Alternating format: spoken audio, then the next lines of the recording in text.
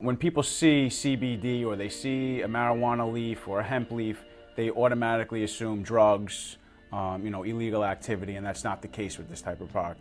This product is supposed to be presented in a more medicinal way. What's it like to be on the ground floor of a new industry that few people fully understand? Welcome to the business of CBD. The CBD Superstore in Queens, New York actually used to be a vape shop. But a few years ago, the owner saw the potential in CBD and gradually started changing his business.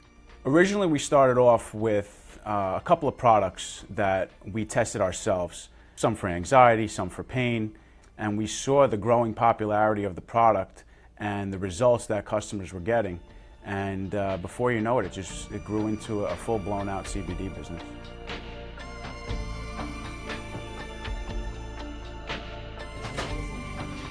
This company, this is actually a specific facial serum. Yeah. CBD infused, but it has some great ingredients in it. Really? My name is Nick Aragonisi. I own CBD Superstore here in Whitestone, New York.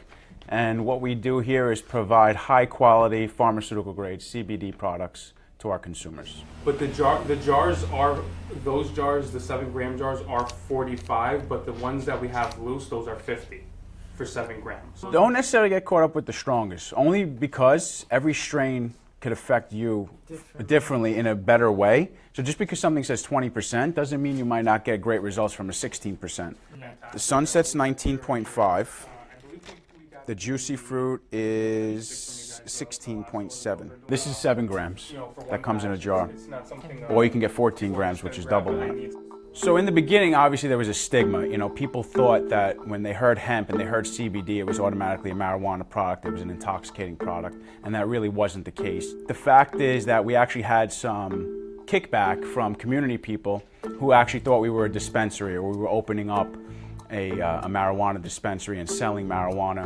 And the police department came in and we spoke to them and we spoke to the community groups. Whitestone itself is a conservative community, it's a family-oriented community. So our job was to actually inform them and send out, mailers to everybody's homes and reach out to the civic associations to explain what the product was, how it works, and how it does not conflict with any type of illegal substance that's on the market today.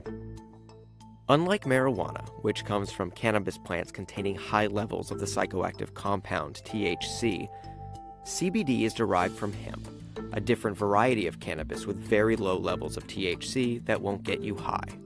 Despite its many uses, the hemp variety of cannabis has been mostly illegal for decades due to its close relationship to marijuana. But last year, the 2018 Farm Bill legalized industrial hemp production. CBD products are still in a legal gray area and potentially subject to FDA regulations. The Brightfield Group, an industry analyst, estimates that in 3 years the CBD market could hit $22 billion. Everybody was looking at the THC version of cannabis, thinking that that's going to be where the real market is people wanting adult use cannabis for recreational purposes.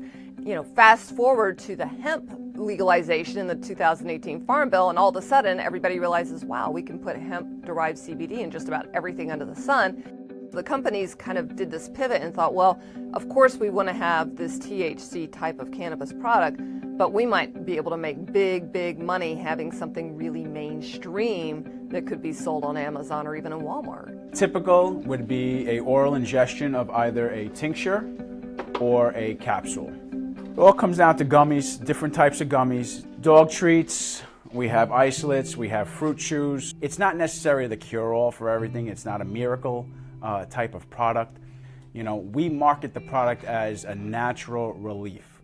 While new products seem to be hitting the shelves of stores like Nick's each week, CBD's actual health benefits are still being studied. Now that hemp is legal and CBD's popularity has exploded, a flood of new products claiming CBD content has hit the market.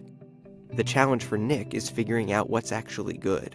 You hear yourself, you're not going to give that up. I went out of my way to get you guys multiple companies and prices, and now you're telling me you're not giving up information to somebody. Obviously I would still buy them from you if you got them, but we need to know where they come from or I'm not buying them, period. That's that bullshit company I was telling you about. You have to really talk to the farm owners, you have to talk to the manufacturers, and you have to talk to the companies. You have to see how their products are being made, how they're being sourced. You also have to confirm that there are third-party lab results, so there's no conflict of interest of companies testing their own products. And that's been the problem for the consumers. They don't know whether they're getting a good CBD product or a bad CBD product. You know, we need to know the cannabinoid profile in these products prior to getting them. We need to know it has a medicinal benefit. That's our job in the industry, is to be able to prove to a customer the validity of the product and the legitimacy of the company that we're buying from.